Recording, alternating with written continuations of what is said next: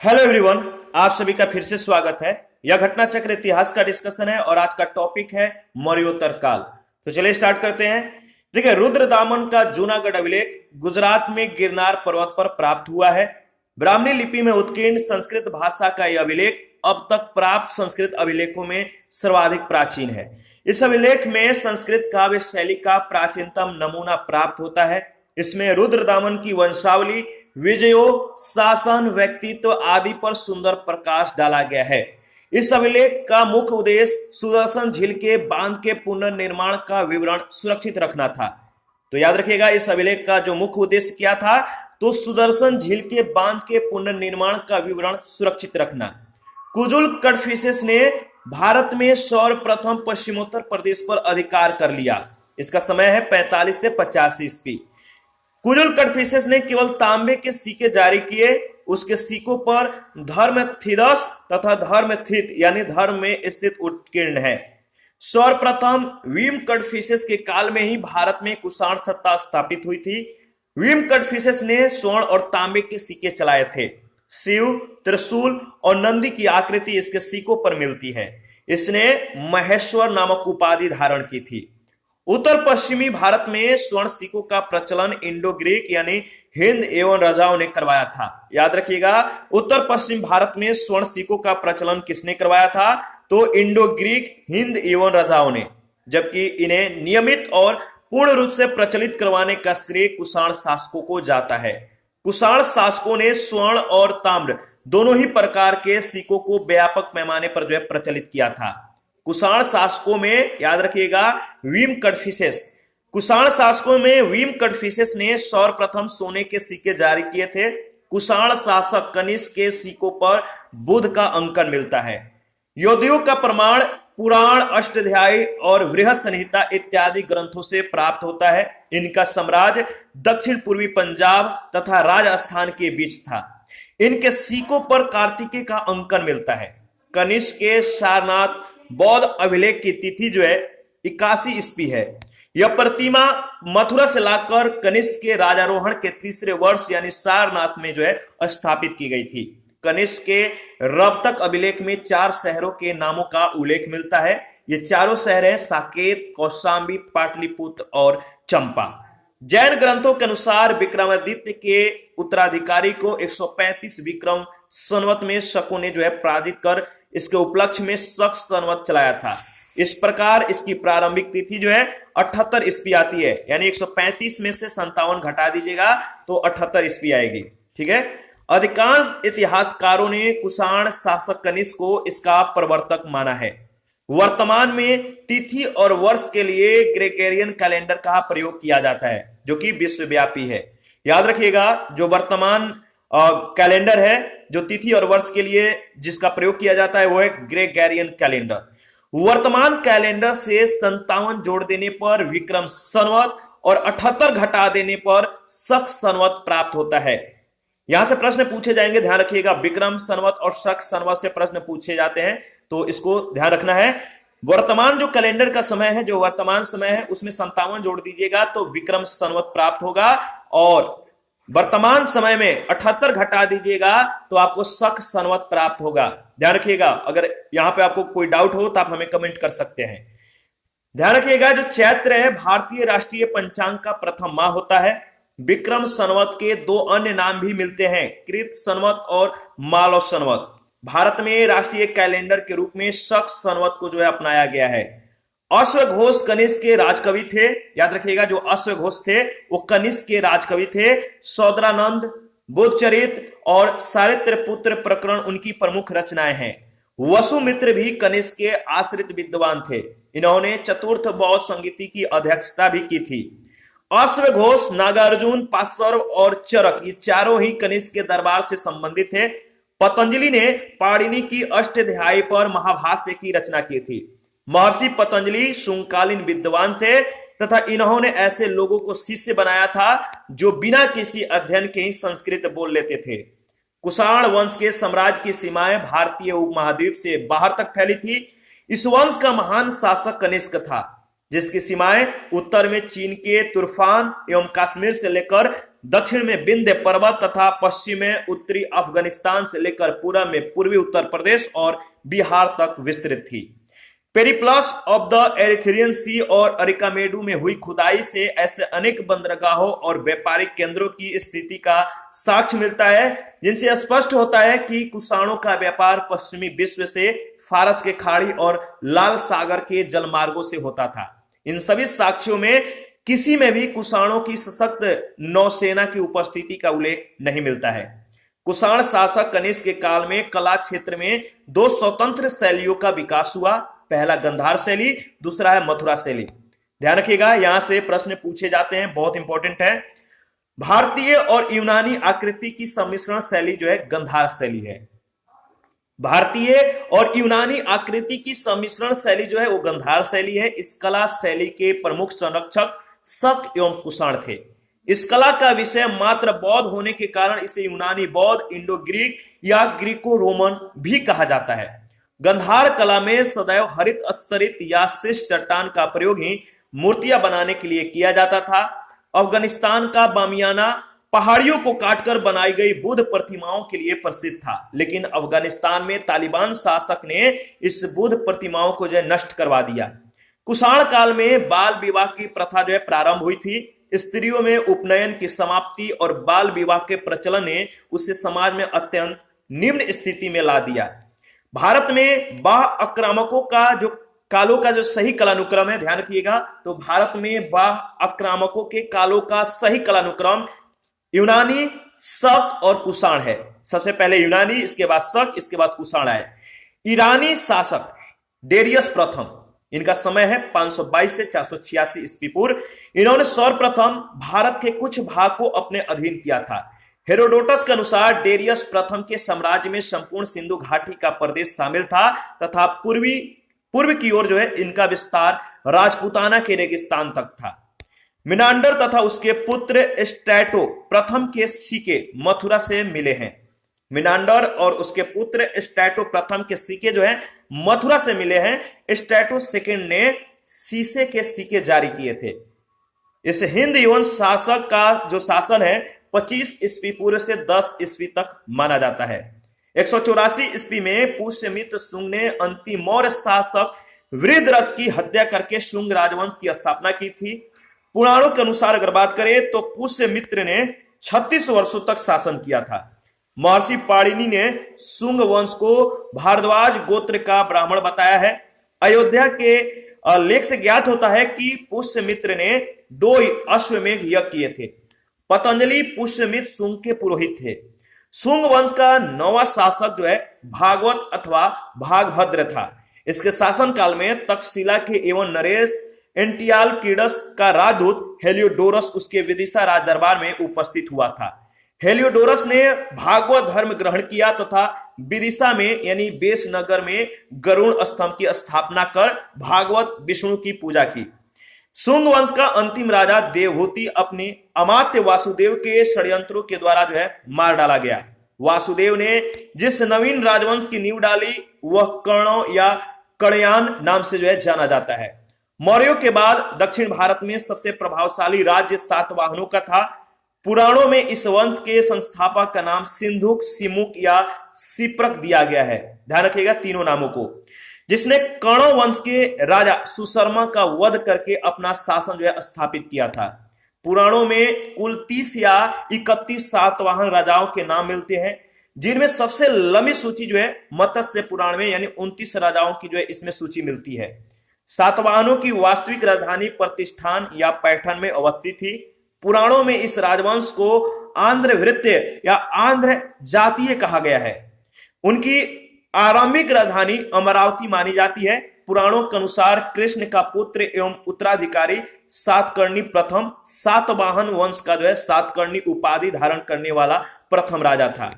इसके शासन के बारे में जो है हमें नागनिका ने या नागनिका के नाना घाट अभिलेख से जो है महत्वपूर्ण जानकारी मिलती है। याद रखिएगा, इसके शासन के बारे में हमें महत्वपूर्ण जानकारी कहां से मिलती है तो नागनिका के नाना घाट अभिलेख से। सातवाहन शासक गौतम पुत्र सतकर्णी ने कहा है कि उसके विभिन्न होते मतलब उसने जो है विच्छिन्न होते चतुर्वर्ण यानी 4 वर्णों वाली व्यवस्था को फिर से स्थापित किया और वर्ण संकर यानी वर्णों और जातियों के सम्मिश्रण को रोका है। तो ध्यान रखिएगा, सातवाहन शासक गौतम पुत्र सतकर्णी ने कहा कि उसने विच्छिन्न होते चतुर्वर्ण यानी 4 वर्णों वाली व्यवस्था को फिर से स्थापित किया और वर्ण संकर को रोका। इसी कारण इसे वर्ण व्यवस्था का रक्षक कहा जाता है। गौतम पुत्र सतकर्णी को नासिक अभिलेख में अद्वितीय ब्राह्मण यानी एक ब्राह्मण तथा वेदों का आश्रय जो है क्या है कहा गया है। ध्यान रखिएगा। और खतीय दप मन मदा, याद रखिए, खतीय दप मन मदा अर्थात क्षत्रियों के दर्द का मर्दन करने वाला कहा गया है। वशिष्ठी पुत्र पुलुमावी को दक्षिणा पथेश्वर कहा गया है। ठीक है। और 2 पतवारों वाले जहाज का चित्र जो है उसके कुछ सिक्कों पर बना हुआ है। इस वंश का अंतिम शक्तिशाली शासक यज्ञश्री सतकर्णी था। कलिंग के चेदी वंश का संस्थापक महामेघवाहन था। कलिंग का चेदी वंशीय शासक खारवेल प्राचीन भारतीय इतिहास के महान सम्राटों में से एक था। उड़ीसा यानी ओडिशा प्रांत के भुवनेश्वर से 3 मील की दूरी पर स्थित उदयगिरी पहाड़ी की हाथी गुफा से उसका एक जो है बिना तिथि का अभिलेख प्राप्त हुआ है। इसमें खारवेल के बचपन, शिक्षा, राजाभिषेक तथा राजा होने के बाद से 13 वर्षों तक के शासन काल की घटनाओं का इसमें जो है क्रमबद्ध विवरण दिया गया है। यह अभिलेख खारवेल का इतिहास जानने का एकमात्र स्रोत है। इस अभिलेख से पता चलता है कि खारवेल ने दक्षिण के 3 राज्यों चोल, चेर और पांड्यों को पराजित किया था।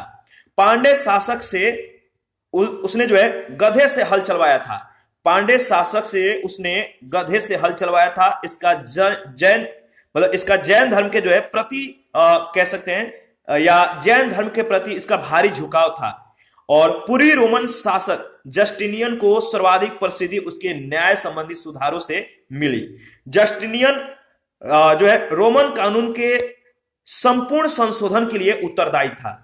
और इस पर आधारित पहला प्रश्न पूछा गया है कि निम्नलिखित में से किस हिंद यवन शासक ने शीशे के सिक्के जारी किए थे? तो आपको मालूम है किस हिंद यवन शासक ने शीशे के सिक्के जारी किए थे? सही जवाब है स्ट्रैटोस सेकेंड। स्ट्रैटोस सेकेंड ने शीशे के सिक्के जारी किए थे। इस हिंद यवन शासक का शासन जो है 25 ईसा पूर्व से 10 ईस्वी तक माना जाता है। सेकंड नंबर प्रश्न है, निम्नलिखित शासकों में से किसके सिक्कों पर संकर्षण एवं वासुदेव दोनों अंकित हैं? किसके सिक्कों पर संकर्षण एवं वासुदेव दोनों अंकित हैं? सही जवाब है डी ऑप्शन, अगाथोक्लियस। देखिए अफगानिस्तान के एखानन से जो है अगाथोक्लियस के सिक्के प्राप्त हुए हैं जिन पर वासुदेव यानी कृष्ण और संकर्षण का चित्र जो है उकेरा गया है। थर्ड नंबर प्रश्न है, निम्नलिखित में से कौन सा एक अन्य तीनों के समसामयिक नहीं था? बताइए निम्नलिखित में से कौन सा जो है एक अन्य तीनों के जो है समसामयिक नहीं था? इसका सही जवाब होगा मिलिंद। ठीक है, ऑप्शन देख लीजिए, ऑप्शन सी है मिलिंद। देखिए बिंबिसार मगध साम्राज्य की महत्ता का वास्तविक संस्थापक था। वह हार्य कुल से संबंधित था। प्रसेनजीत कौशल महाजनपद का राजा था। वह महात्मा बुद्ध का समकालीन था। गौतम बुद्ध ने बौद्ध धर्म का प्रवर्तन किया। मिनांडर जिसे मिलिंद के नाम से भी जाना जाता है उत्तर भारत में इंडो ग्रीक राजा था। इसका समय 155 अथवा 165 से 130 ईसा पूर्व था। इस प्रकार बिंबिसार, गौतम बुद्ध और प्रसेनजीत तीनों के समकालीन थे, जबकि मिलिंद इनका जो है समसामयिक नहीं था। क्वेश्चन नंबर 4 है, काव्य शैली का प्राचीनतम नमूना किसके अभिलेख में मिलता है? काव्य शैली का प्राचीनतम नमूना जो है किसके अभिलेख में मिलता है? शुरू में ही हम लोगों ने डिस्कस किया था। सही जवाब है काठियावाड़ के रुद्रदामन के अभिलेख यानी ए ऑप्शन। रुद्रदामन का जो जूनागढ़ अभिलेख है गुजरात में गिरनार पर्वत पर प्राप्त हुआ है। ब्राह्मणी लिपि में उत्कीर्ण संस्कृत भाषा का यह अभिलेख अब तक प्राप्त संस्कृत अभिलेखों में सर्वाधिक प्राचीन है। इस अभिलेख में संस्कृत काव्य शैली का प्राचीनतम नमूना जो है प्राप्त होता है। क्वेश्चन नंबर 5 है, किस अभिलेख में रुद्रदामन प्रथम की विभिन्न उपलब्धियां वर्णित है? किस अभिलेख में रुद्रदामन प्रथम की विभिन्न उपलब्धियां वर्णित है? सही जवाब है जूनागढ़। गुजरात के जूनागढ़ से रुद्रदामन का एक अभिलेख प्राप्त हुआ है। यह मतलब कि यह जिस शिला पर उत्कीर्ण है उसी पर अशोक के 14 प्रज्ञापनों की जो है एक प्रति और स्कंदगुप्त के 2 लेख भी खुदे हुए हैं। यह विशुद्ध संस्कृत भाषा और ब्राह्मणी लिपि में लिखा गया है। इसमें रुद्रदामन की वंशावली, विजयों, शासन, व्यक्तित्व आदि पर सुंदर प्रकाश डाला गया है। 6 नंबर प्रश्न है, बिना बेगार के किसने सुदर्शन झीलों का जो है जीर्णोद्धार करवाया? बिना बेगार के किसने सुदर्शन झील का जीर्णोद्धार करवाया? इसका सही जवाब क्या होगा?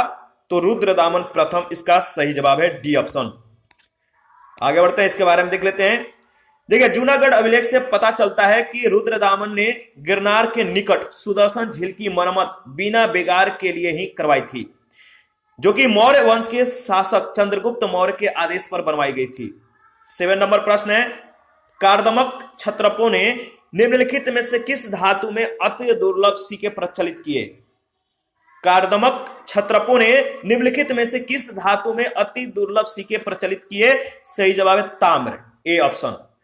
कार्दमक वंशीय शासकों की मुद्राओं को 2 बड़े वर्गों में जो है विभाजित किया जाता है। ठीक है, ध्यान रखिएगा। प्रथम वर्ग के अंतर्गत उन रजत मुद्राओं को रखा जाता है जो क्षहरात वंशी रजत मुद्राओं की निरंतरता का आभास कराते हैं।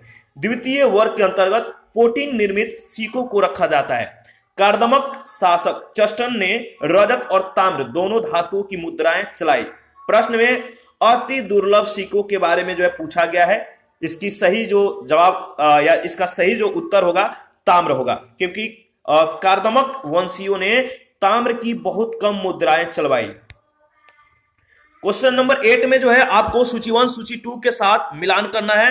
तो डिमेट्रियस का संबंध किससे है बताइए? तो डिमेट्रियस का संबंध जो है हिंद यूनानी यानी ए का 3।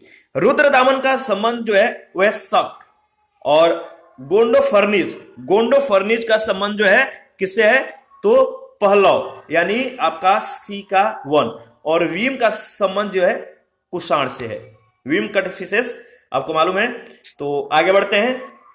क्वेश्चन नंबर 9 है, उत्तरी तथा उत्तरी पश्चिमी भारत में सर्वाधिक संख्या में तांबे के सिक्कों को जारी किया था? किसने जो है उत्तरी और उत्तरी पश्चिमी भारत में सर्वाधिक संख्या में तांबे के सिक्के जारी किया था? इसका सही जवाब क्या होगा? इसका सही जवाब होगा कुषाणों ने, बी ऑप्शन।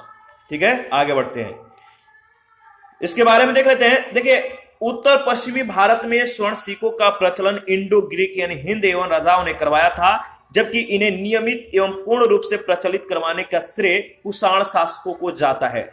कुषाण शासकों ने स्वर्ण एवं ताम्र दोनों ही प्रकार के सिक्कों को जो है व्यापक पैमाने पर प्रचलित किया था।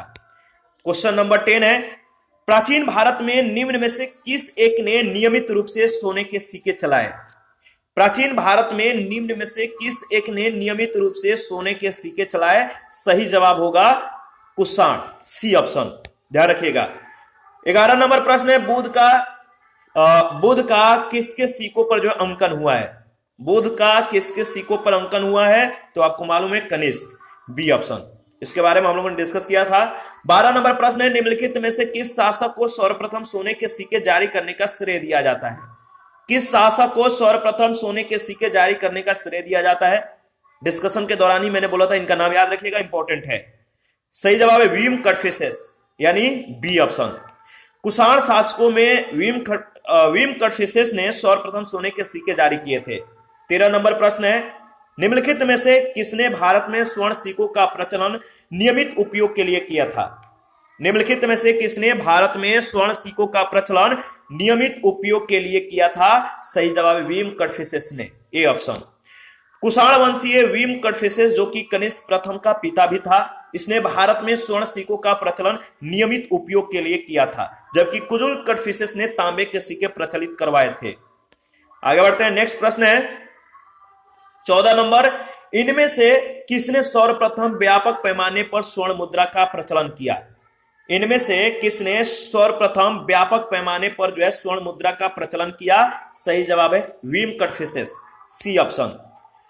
देखिए, कुषाण शासकों के द्वारा व्यापक पैमाने पर स्वर्ण मुद्राओं का जो है प्रचलन प्रारंभ करना और भारतीय उपमहाद्वीप में उनका सबसे महत्वपूर्ण जो है योगदान भी था।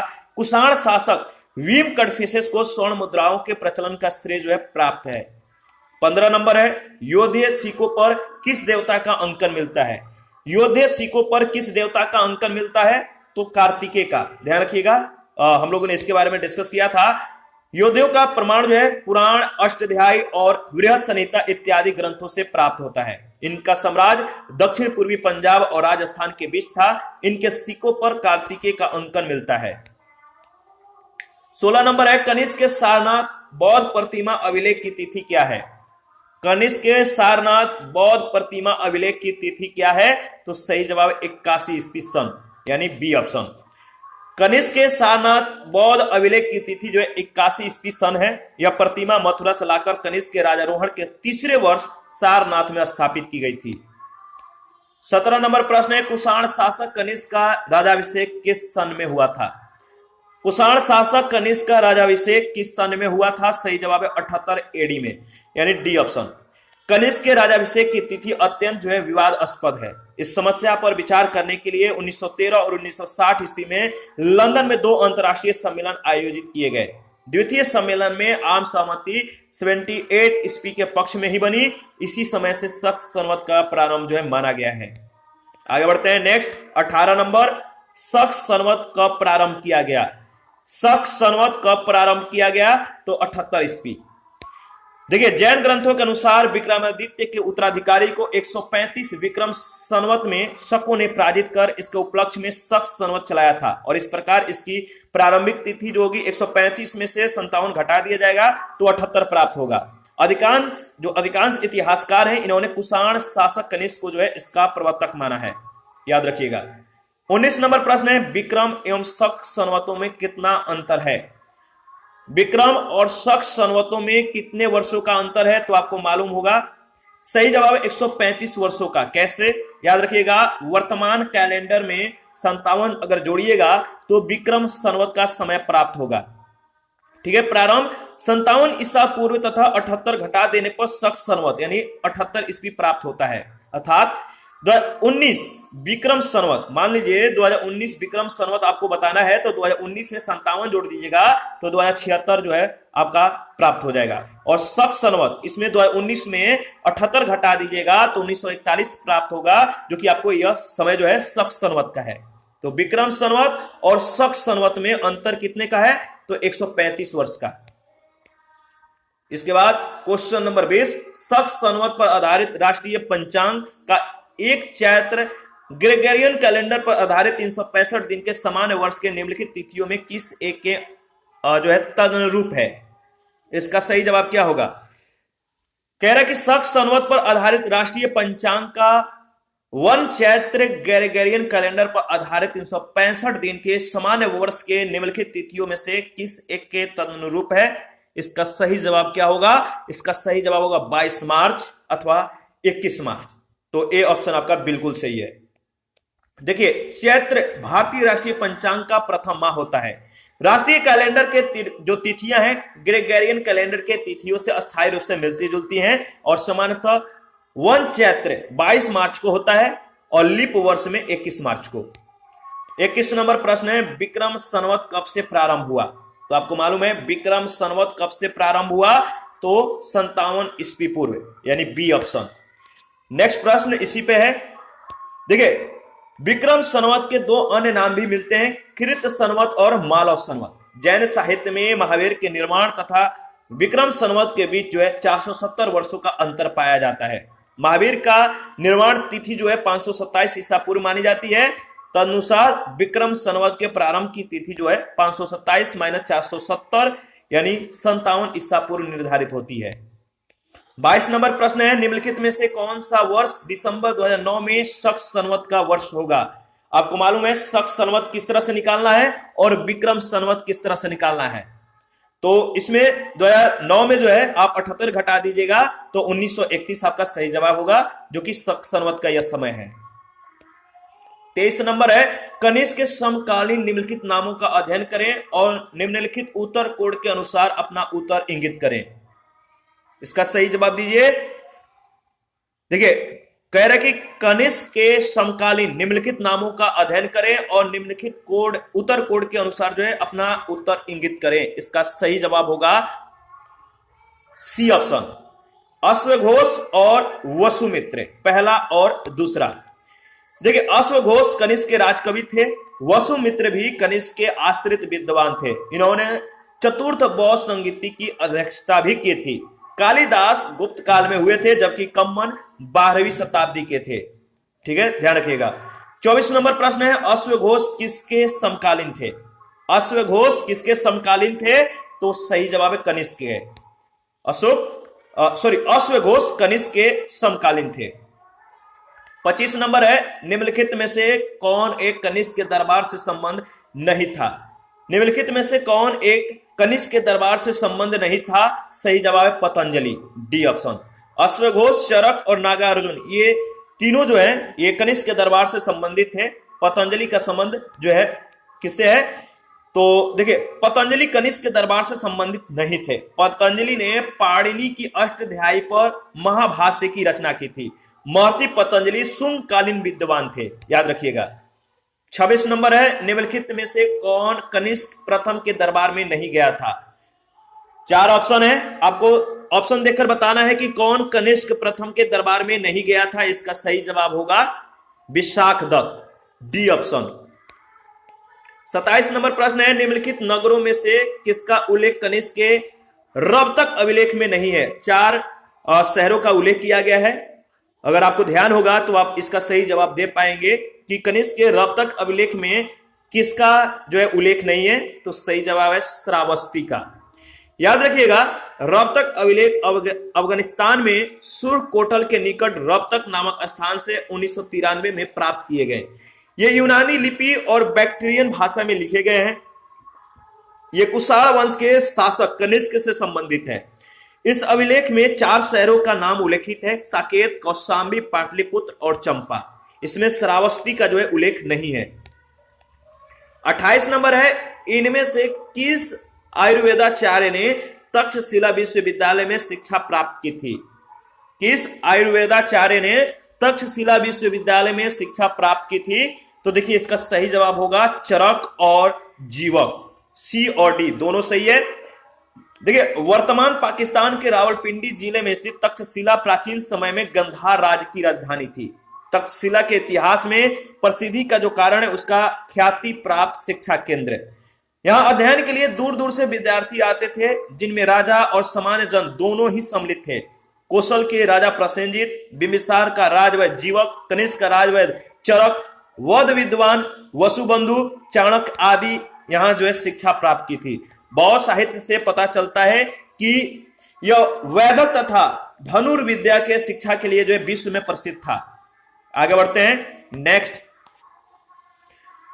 प्रश्न है 29 नंबर है, पुष्यमित्र शुंग के द्वारा 2 अश्वमेध यज्ञ किए जाने के बारे में जानकारी किस लेख से मिलती है?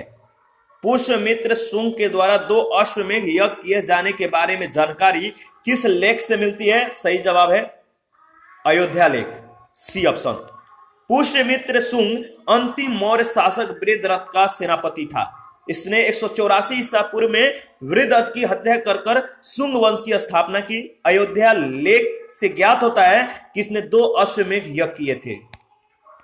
क्वेश्चन नंबर 30 है, शुंग वंश के बाद किस वंश ने भारत पर राज किया? शुंग वंश के बाद किस वंश ने भारत पर राज किया? इसका सही जवाब है कर्ण वंश, यानी सी ऑप्शन। देखिए, शुंग वंश का अंतिम राजा देवभूति अपने अमात्य वासुदेव के षड्यंत्रों के द्वारा मार डाला गया। वासुदेव ने जिस नवीन राजवंश की नींव डाली वह कणव या कणवयान नाम से जाना जाता है। शुंगों के समान यह भी जो है ब्राह्मण वंश था। 31 है, निम्नलिखित में से कौन सा शासक जो है वर्ण व्यवस्था का रक्षक कहा जाता है? कौन शासक है जो वर्ण व्यवस्था का रक्षक कहा जाता है? सही जवाब है गौतम पुत्र सतकर्णी। इसको वर्ण व्यवस्था का रक्षक कहा गया है। सातवाहन शासक गौतम पुत्र सतकर्णी ने कहा कि उसने विच्छिन्न होते चतुर्वर्ण यानी 4 वर्णों वाली व्यवस्था को फिर से जो है स्थापित किया और वर्ण संकर को रोका। इसी कारण इसे वर्ण व्यवस्था का रक्षक कहा जाता है। 32 नंबर है, मौर्यों के बाद दक्षिण भारत में सबसे प्रभावशाली राज्य था। कौन था? मौर्यों के बाद दक्षिण भारत में सबसे प्रभावशाली राज्य था सातवाहन, ए ऑप्शन। मौर्यों के बाद दक्षिण भारत में सबसे प्रभावशाली राज्य सातवाहनों का था। पुराणों में इस वंश के संस्थापक का नाम सिंधुक, सिमुक या सिप्रक दिया गया है। जिसने कण्व वंश के राजा सुशर्मा का वध करके अपना शासन स्थापित किया था? ध्यान रखिएगा। 33 नंबर है सिमुक निम्न वंशों में से किसका संस्थापक था? सिमुक निम्न वंशों में से किसका संस्थापक था? तो सही जवाब है सातवाहन। 34 नंबर है किस चीनी जनरल ने कनिष्क को हराया था? किस चीनी जनरल ने कनिष्क को हराया था? तो सही जवाब है पांचाउ। चीनी स्रोतों के अनुसार अगर बात करें तो 73 ईसा पूर्व से 94 ईस्वी के बीच चीन का प्रसिद्ध सेनापति पांचाउ अपने हान वंशी नरेश के आदेशों पर जो है चीनी तुर्किस्तान की विजय के लिए प्रस्तुत हुआ। चीनी इतिहासकार युद्ध का कारण यह बताते हैं कि कुषाण शासक ने चीनी सेनापति के पास अपना एक दूत भेजकर हान राजकुमारी से विवाह की मांग की थी। पांचाउ ने प्रस्ताव को ठुकरा दिया। फलतः रुष्ट कुषाण शासक ने उसके राज्य पर चढ़ाई कर दी, परंतु कुषाण शासक असफल रहा। अधिकांश इतिहासकार इस कुषाण शासक की पहचान जो है विम कटफिसेस से करते हैं। कनिष्क का राजारोहण जो है 78 ईसा जो है ईस्वी है और 78 ईस्वी मानने के बाद यह युद्ध कनिष्क के समय का हो जाएगा, तो ध्यान रखिएगा। 35 नंबर है निम्न में से किस वंश के साम्राज्य की सीमाएं भारत के बाहर तक फैली थी? किस वंश के साम्राज्य की सीमाएं भारत के बाहर तक फैली थी? तो ध्यान रखिएगा मौर्य वंश और कुषाण वंश, इन दोनों की जो मतलब कि साम्राज्य की सीमाएं थी वो भारत के बाहर तक फैली थी। देखिए मौर्य और कुषाण दोनों साम्राज्यों की सीमाएं भारत के बाहर तक विस्तृत थी। सेल्यूकस से संधि होने के पश्चात मौर्य साम्राज्य की सीमा पश्चिम अफगानिस्तान तक विस्तृत थी। काबुल, गंधार आदि इसके भाग थे। कुषाण वंश के साम्राज्य की सीमाएं भारतीय उपमहाद्वीप से बाहर तक फैली थी। कुषाण शासक कनिष्क की सीमाएं उत्तर में चीन के तुर्फान एवं मध्य एशिया से लेकर दक्षिण में विंध्य पर्वत और पश्चिम में उत्तरी अफगानिस्तान से लेकर पूर्व में पूर्वी उत्तर प्रदेश और बिहार तक विस्तृत थी। 36 नंबर है बाल विवाह की प्रथा आरंभ हुई। बाल विवाह की प्रथा आरंभ हुई कुषाण काल में। ध्यान रखिएगा, इंपॉर्टेंट प्रश्न है। आगे बढ़ते हैं, नेक्स्ट प्रश्न है। अच्छा, इसके बारे में 2-4 पॉइंट है, पहले इसको देख लेते हैं। तो ये कुषाण काल में बाल विवाह की प्रथा जो है प्रारंभ हुई थी। स्त्रियों में उपनयन की समाप्ति और बाल विवाह के प्रचलन ने उसे समाज में अत्यंत निम्न स्थिति में ला दिया। इस युग में विवाह की आयु कम करके 8 से लेकर 10 वर्ष की आयु की कन्या को विवाह के लिए जो है उपयुक्त माना गया। 37 नंबर प्रश्न है निम्नलिखित युग्मों में से कौन सा एक सही सुमेलित है? निम्नलिखित युग्मों में से कौन सा एक सही सुमेलित है? सही जवाब है कुषाण। इसका संबंध गंधार कला शैली से है, तो बी जो है आपका सही ऑप्शन है, सही सुमेलित है। देखिए कुषाण शासक कनिष्क के काल में कला क्षेत्र में 2 स्वतंत्र शैलियों का विकास हुआ, गंधार शैली और मथुरा शैली। 38 नंबर प्रश्न है कला की गंधार शैली निम्न समय में फली फूली। तो गंधार शैली जो है किस समय फली फूली? किसके समय में? तो कुषाणों के समय में। याद रखिएगा कुषाणों के समय में गंधार शैली जो है अत्यधिक फली फूली थी। 39 नंबर है आपको सूची 1 सूची 2 के साथ जो है मिलान करना है, नहीं बताना है कि कौन सा सही सुमेलित नहीं है, मिलान नहीं करना है। राजवंश सूची 1 में दिया गया और सूची 2 में सिक्कों की धातुएं दी गई हैं, बताना है कि कौन सही सुमेलित नहीं है। तो देखिए सातवाहन का संबंध जो है स्वर्ण सिक्कों से दिया गया, जो कि सही सुमेलित नहीं है। कुषाणों ने सर्वाधिक शुद्ध स्वर्ण के सिक्के चलवाए थे। भारत में सर्वप्रथम हिंद एवं राजाओं ने स्वर्ण सिक्के चलाए थे। स्वर्ण के अतिरिक्त कुषाणों ने ताम्र सिक्के भी चलवाए। गुप्तों ने स्वर्ण और रजत के तथा कलचुरी शासकों ने स्वर्ण और रजत एवं ताम्र के सिक्के जो है चलवाए थे। तो याद रखिएगा गुप्तों ने स्वर्ण और रजत के, कलचुरी शासकों ने स्वर्ण, रजत और ताम्र, इन तीनों के सिक्के जो है चलवाए थे। सातवाहन शासकों ने स्वर्ण सिक्के नहीं चलवाए थे, उन्होंने चांदी, तांबा और शीशे के सिक्के जारी किए थे। याद रखिएगा जो सातवाहन शासक हैं इन्होंने चांदी, तांबा और शीशे के सिक्के जारी किए थे। आगे बढ़ते हैं, 40 नंबर प्रश्न आपको सूची 1 सूची 2 के साथ जो है मिलान करना है, ठीक है। इसका सही जवाब क्या होगा आपको बताना है। तो देखिए जो गंधार कला है, गंधार कला का संबंध किससे है? तो कुषाण से। याद रखिएगा। इसके बाद जूनागढ़ अभिलेख, इसका संबंध किससे है? तो रुद्रदामन प्रथम से है। मिलिंद पन्हो का संबंध किससे है? तो मीनांडर से है। और तक्षशिला का संबंध, तक्षशिला लेख जो है इसका संबंध जिससे है वो है पथिक से। तो इसका सही जवाब होगा सी ऑप्शन। आगे बढ़ते हैं, आप रिवीजन कर सकते हैं। यहाँ पे गंधार कला का संबंध कुषाण से है, जूनागढ़ अभिलेख का संबंध रुद्रदामन फर्स्ट से है, मिलिंद पनहो का संबंध मीनांडर और तक्षशिला लेख का संबंध पथिक से है। 41 है, अफगानिस्तान का बामियाना प्रसिद्ध था। अफगानिस्तान का बामियाना प्रसिद्ध था, किसके लिए प्रसिद्ध था? सही जवाब है बुद्ध प्रतिमा के लिए। अफगानिस्तान का बामियाना पहाड़ियों को काटकर बनाई गई बुद्ध प्रतिमाओं के लिए जो है यह प्रसिद्ध था, लेकिन अफगानिस्तान में तालिबान शासक ने इस बुद्ध प्रतिमाओं को जो है नष्ट करवा दिया। 42 नंबर है, जो कला शैली भारतीय और यूनानी आकृति का सम्मिश्रण है उसे क्या कहते हैं? जो कला शैली भारतीय और यूनानी आकृति का सम्मिश्रण है उसे कहते हैं गंधार कला शैली। सी ऑप्शन याद रखिएगा। आगे बढ़ते हैं। अच्छा, इसके बारे में 2-3 पॉइंट है, देख लेते हैं। भारतीय और यूनानी आकृति की सम्मिश्रण शैली या गंधार शैली है। इस कला शैली के प्रमुख संरक्षक शक एवं कुषाण थे। इस कला का विषय मात्र बौद्ध होने के कारण इसे यूनानी बौद्ध, इंडो ग्रीक या ग्रेको रोमन भी कहा जाता है। 43 है, गंधार कला शैली एक संश्लेषण है। गंधार कला शैली एक संश्लेषण है भारतीय तथा यूनानी कला का। याद रखिएगा डी ऑप्शन। 44 है, निम्नलिखित में से किस मूर्ति कला में सदैव हरित स्तरित चट्टान का प्रयोग माध्यम के रूप में होता था? निम्नलिखित में से किस मूर्ति कला में सदैव हरित स्तरित चट्टान का प्रयोग माध्यम के रूप में होता था? तो सही जवाब है गंधार मूर्ति कला के माध्यम के रूप में जो है इसका प्रयोग किया जाता था। तो याद रखिएगा, गंधार कला में सदैव हरित स्तरित या शिष्ट चट्टान का प्रयोग ही मूर्तियां बनाने के लिए किया जाता था। यद्यपि मथुरा कला में भी इसी के अनुसरण पर शिष्ट का जो है प्रयोग किया गया था। 45 है, प्राचीन काल के भारत पर आक्रमणों के संबंध में निम्नलिखित में कौन सा एक सही कालानुक्रम है? प्राचीन काल के भारत पर आक्रमणों के संबंध में निम्नलिखित में से कौन सा एक सही कालानुक्रम है? सही जवाब है यूनानी शक कुषाण। यूनानी शक कुषाण, ए ऑप्शन। भारत में वह आक्रामकों के कालों का सही कालानुक्रम जो है निम्न प्रकार है, यूनानी शक कुषाण। ध्यान रखिएगा। 46 है, पहला ईरानी शासक जिसने भारत के कुछ भाग को अपने अधीन किया था।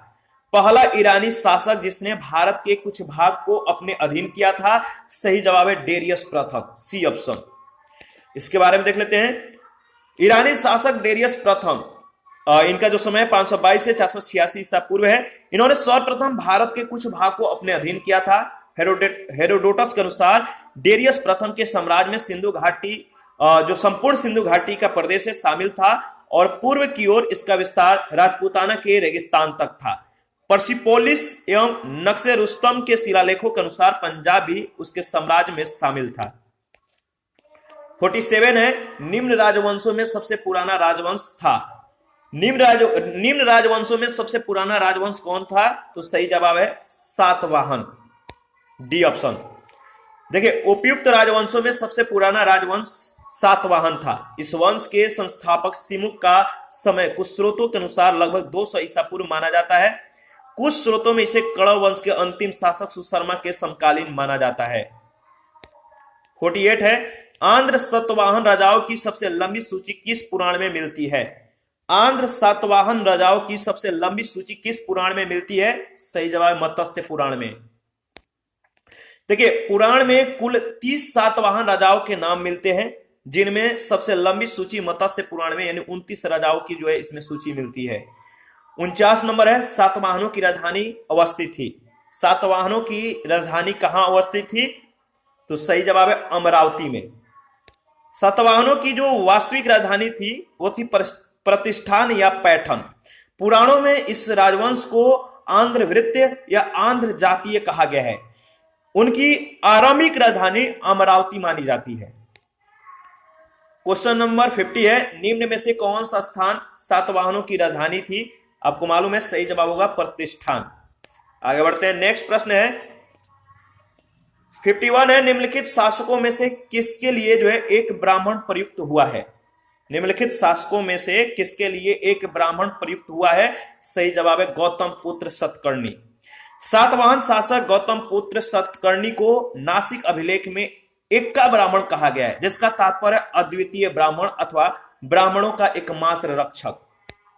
52 है सूची 1 सूची 2 के साथ जो है आपको मिलान करना है, बताना है कि इसमें कौन सा सही होगा। जैसे सुंग है, सुंग का राजधानी कहां था, तो सुंग का सही जवाब है, जो राजधानी था वो था पाटलिपुत्र। ठीक है, तो ध्यान रखिएगा। सातवाहनों की राजधानी पैठन, ठीक है, कुछ ही सेकंड पहले हम लोगों ने डिस्कस किया था। कदम की राजधानी जो थी वनवासी, और चंदेल का महोबा। तो इसका सही जवाब होगा ए ऑप्शन। यहां पे आप जो है रिवीजन भी कर सकते हैं। सुंग का पाटलिपुत्र, सातवाहन का पैठन, कदम का वनवासी और चंदेल का महोबा।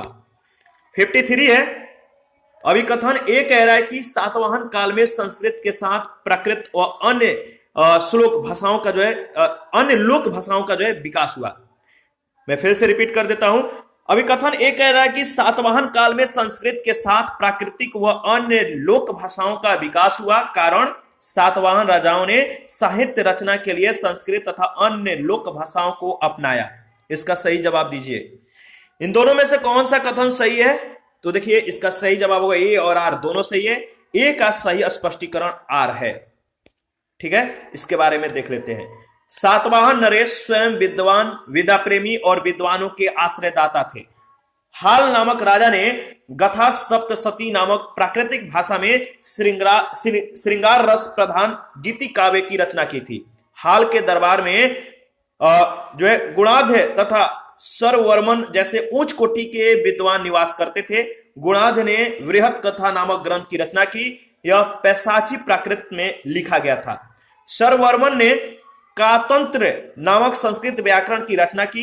कन्हेरी के एक अभिलेख से ज्ञात होता है कि एक सातवाहन रानी संस्कृत का प्रयोग करती थी।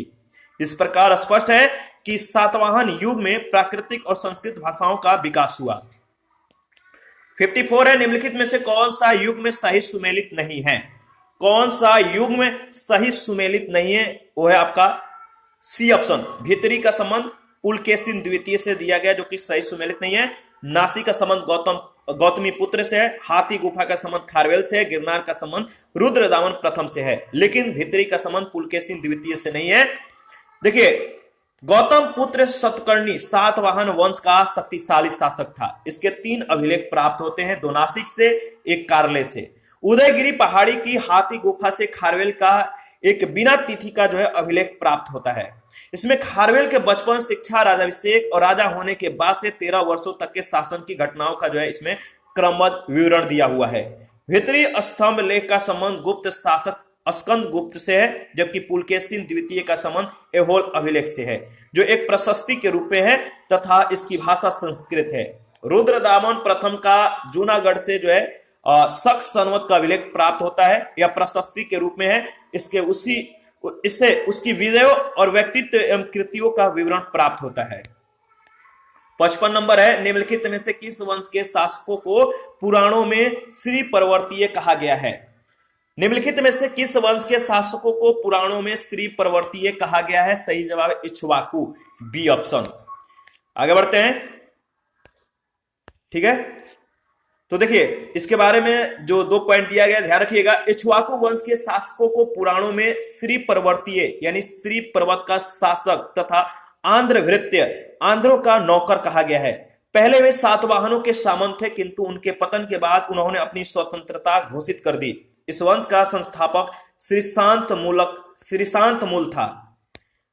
56 है कथन ए कह रहा है कि कुषाण फारस के खाड़ी और लाल सागर से होकर व्यापार करते थे, कारण उनकी सुसंगठित नौसेना उच्च कोटि की थी। अब बताइए इन दोनों में से कौन सा कथन सही है। इसका सही जवाब क्या होगा। देखिए इसका सही जवाब है सी ऑप्शन, यानी ए सही है और आर गलत है। ठीक है, ध्यान रखिएगा। इसके बारे में देख लेते हैं। पेरिप्लस ऑफ द एरिथ्रियन सी और अरिकामेडू में हुई खुदाई से ऐसे अनेक बंदरगाहों और व्यापारिक केंद्रों की उपस्थिति के साक्ष्य मिले हैं, जिनसे स्पष्ट होता है कि कुषाणों का व्यापार पश्चिमी विश्व से फारस के खाड़ी और लाल सागर के जलमार्ग से होता था। इन सभी साक्ष्यों में किसी में भी कुषाणों की सशक्त नौसेना के उपस्थिति का उल्लेख नहीं मिलता है। 57 है राजा खारवेल का नाम जुड़ा हुआ है। राजा खारवेल का नाम किससे जुड़ा हुआ है आपको बताना है। देखिए इसका सही जवाब होगा हाथी गुफा लेक के साथ, सी ऑप्शन। देखिए कलिंग का चेदी वंशीय शासक खारवेल प्राचीन भारतीय इतिहास के महानतम सम्राटों में से एक था। उड़ीसा प्रांत के भुवनेश्वर से 3 मील के दूरी पर स्थित उदयगिरी पहाड़ी की हाथी गुफा से उसका एक बिना तिथि का अभिलेख प्राप्त हुआ है। यह अभिलेख खारवेल के इतिहास जानने का एकमात्र स्रोत है। इसका जैन धर्म के प्रति भारी झुकाव था, याद रखिएगा। 58 है, निम्नलिखित राजाओं में से कौन जैन धर्म का संरक्षक था। निम्नलिखित राजाओं में से कौन जैन धर्म का संरक्षक था। पहला है अशोक, दूसरा है हर्ष, तीसरा है पुलकेशिन द्वितीय और चौथा है खारवेल। तो सही जवाब होगा खारवेल। 59 है, कलिंग नरेश खारवेल निम्न में से किस वंश से संबंधित थे। कलिंग नरेश खारवेल निम्न में से किस वंश से संबंधित थे, तो चेदी वंश से। आगे बढ़ते हैं। 60 नंबर है, निम्नलिखित राजाओं में से किसका जैन धर्म के प्रति भारी झुकाव था। निम्नलिखित राजाओं में से किसका जैन धर्म के प्रति भारी झुकाव था, सही जवाब है खारवेल का। 61 है, कलिंग नरेश खारवेल का संबंध किससे था। कलिंग नरेश खारवेल का संबंध किससे था, ध्यान रखिएगा। कलिंग के चेदी राजवंश का संस्थापक जो था महामेघवाहन नामक व्यक्ति था। इस वंश का नाम महामेघवाहन वंश भी पड़ गया था और इस वंश का सर्वाधिक शक्तिशाली शासक खारवेल था। ठीक है, तो ई ऑप्शन इसका सही जवाब होगा। 62 है, हाथी गुफा का अभिलेख किस शासक के विषय में जानकारी का स्रोत है। हाथी गुफा का जो अभिलेख है किस शासक के विषय में जानकारी का स्रोत है, तो सही जवाब है खारवेल का। उदयगिरी पहाड़ी के हाथी गुफा से शासक खारवेल का एक बिना तिथि का अभिलेख प्राप्त हुआ है। इसमें खारवेल के बचपन, शिक्षा, राजाभिषेक और राजा होने के बाद से 13 वर्षों के शासनकाल की घटनाओं का इसमें क्रमबद्ध रूप से विवरण दिया गया है। यह अभिलेख खारवेल का इतिहास जानने का एकमात्र स्रोत है। आगे बढ़ते हैं।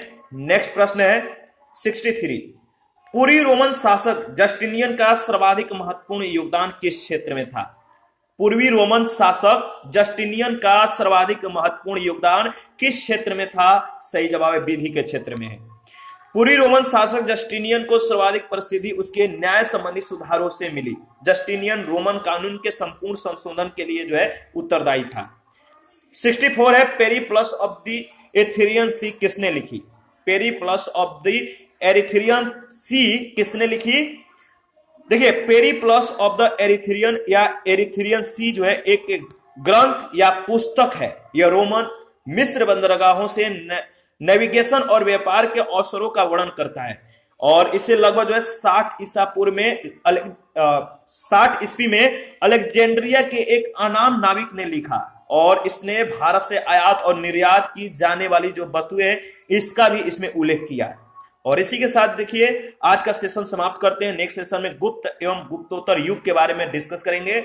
आप अपना प्रतिक्रिया जरूर दीजिए। आपके प्रतिक्रियाओं का हमें बेसब्री से इंतजार रहता है। जिन लोगों ने Telegram channel, Telegram quiz group, Facebook page, Instagram को ज्वाइन नहीं किया है तो वीडियो के डिस्क्रिप्शन बॉक्स में उसका लिंक है, आप ज्वाइन कर सकते हैं। जिन लोगों को घटना चक्र का PDF चाहिए आप हमें कमेंट कर सकते हैं। थैंक यू, मिलते हैं नेक्स्ट सेशन में।